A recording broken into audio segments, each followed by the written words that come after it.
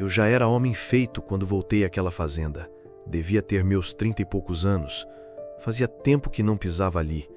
Desde menino, quando passava as férias de julho com meu tio-avô Nonô, um homem calado, de bigode branco, chapéu de palha surrado e um jeito de quem já viu coisa demais na vida. A fazenda era velha, daquelas com telhado de barro, fogão a lenha e varanda de madeira torta. Fica num rincão esquecido de formiga. A estrada era só buraco e poeira, e o silêncio...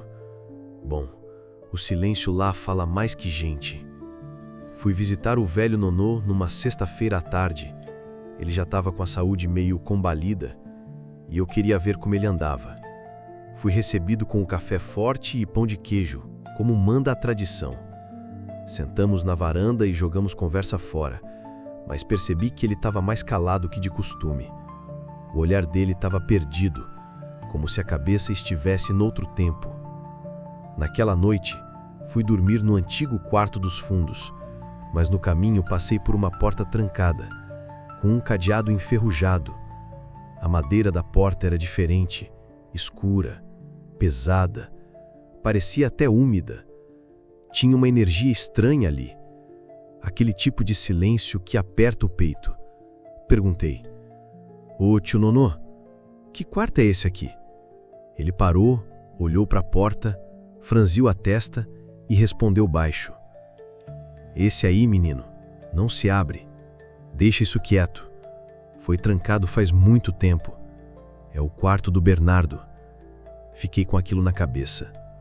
Bernardo? Nunca ouvi falar dele na família.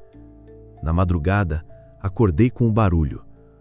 Um rangido lento, de porta. Como se alguém estivesse tentando forçar alguma coisa. Peguei minha lanterna e fui andando no escuro. Quando cheguei perto do tal quarto, o cadeado estava ali, mas balançando, como se tivesse sido tocado. Voltei para a cama com o coração batendo forte. No outro dia, tentei puxar papo de novo. E Nonô, depois de muito insistir, me contou em voz baixa. Bernardo era meu irmão, mais novo. Sumiu naquela casa. Tinha uns problemas. Escutava coisa, via vulto. Um dia entrou nesse quarto e nunca mais saiu. Eu gelei. Mas como assim sumiu? Sumiu. A gente arrombou a porta no outro dia. O quarto estava vazio. Nenhum sinal. Mas desde então, coisas começaram a acontecer por aqui. Aquilo ficou martelando na minha cabeça. E como toda boa história de roça, eu fiz besteira. Na última noite antes de ir embora, esperei o velho dormir e fui até o quarto. O cadeado estava frouxo. Bastou um empurrão e ele caiu. A porta rangeu como se não fosse aberta há séculos. Lá dentro o ar era frio, parado, com cheiro de mofo e ferro enferrujado. As paredes tinham marcas de unhas. A cama estava intacta, mas o que me arrepiou foi o espelho no canto. Um espelho velho, rachado, coberto com um lençol preto. Me aproximei. A mão tremia. Quando puxei o pano, vi meu reflexo. Mas atrás de mim, algo se movia. Virei num pulo. Nada. Olhei de novo. E lá estava, um menino pálido, de olhos fundos, parados. Me encarava de dentro do espelho. Não piscava. E então, sorriu. O espelho trincou, com um estalo seco. Corri dali feito doido. Tranquei a porta de novo e não contei para ninguém. Na manhã seguinte, Nonô olhou nos meus olhos e falou: "Você abriu, né?" Não respondi. Só abaixei a cabeça. Ele suspirou. Agora ele sabe quem é você. E vai te visitar de vez em quando. Mas não se assuste. Só quer ser lembrado.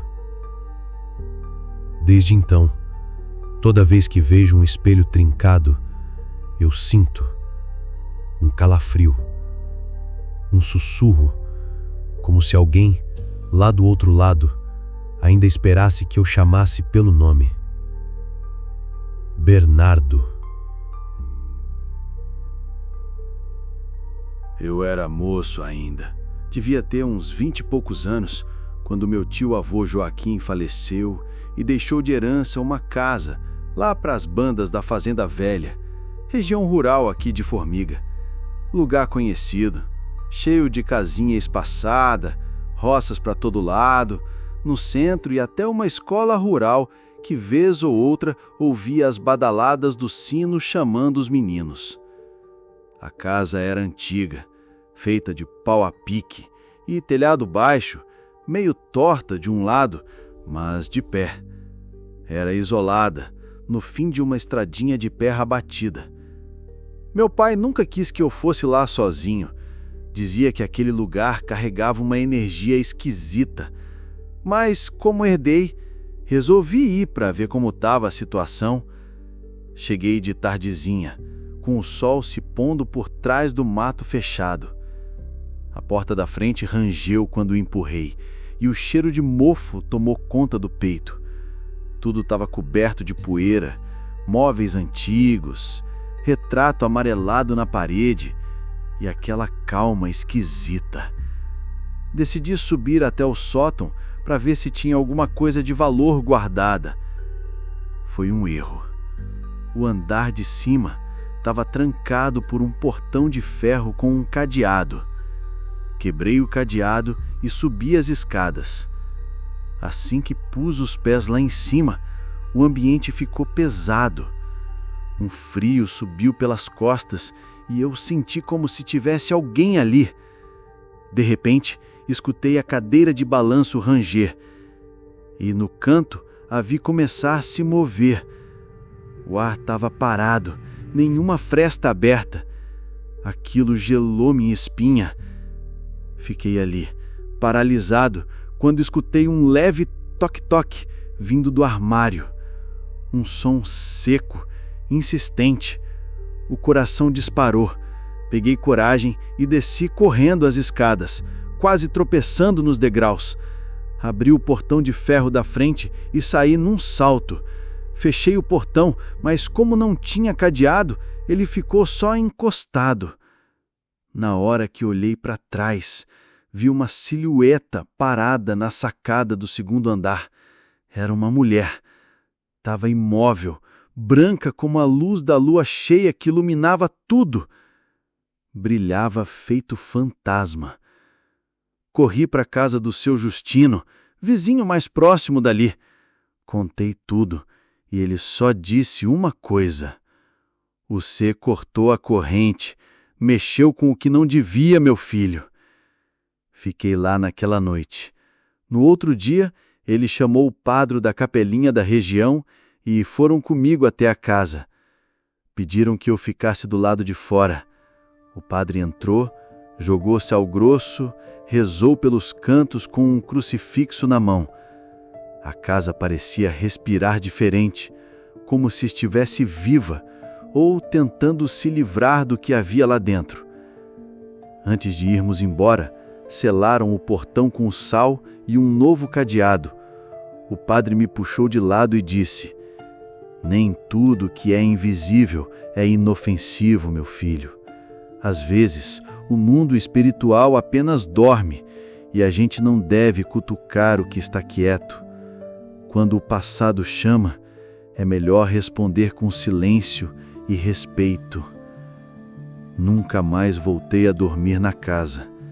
Seu Justino cuida dela para mim. Limpa o mato, verifica o telhado, espanta os morcegos. Nos fins de semana, às vezes, eu passo lá. Fico na casa dele. Tomamos café, falamos pouco e quando a noite cai, a gente evita olhar na direção do casarão. Essa história foi contada pelo meu tio e minha avó. Deus a tenha. Aconteceu lá na Fazenda Velha, em Formiga, MG, onde eles moravam. Era um dia de sábado, coisa de 1h pouco da tarde. Tinham ido cedo para a casa do seu Álvaro, vizinho de umas 3 propriedades adiante, ajudar a matar um porco. Depois de ajudar nos cortes e deixar a carne separada, voltaram para a casa deles para tomar banho e descansar um pouco. A ideia era voltar mais tarde para preparar o torresmo e comer a carne com o povo. A estrada era de terra batida, margeada por pasto e cerca de arame. Quando chegaram na porteira da casa do seu Álvaro, viram uma figura sentada no banco da varanda. Uma silhueta claramente de um homem. Pensaram ser o próprio Álvaro e gritaram chamando pelo nome dele. "O Álvaro, já estamos aqui, uai!" A figura virou o rosto devagar e saiu correndo. Mas o que viram a seguir não fazia sentido nenhum.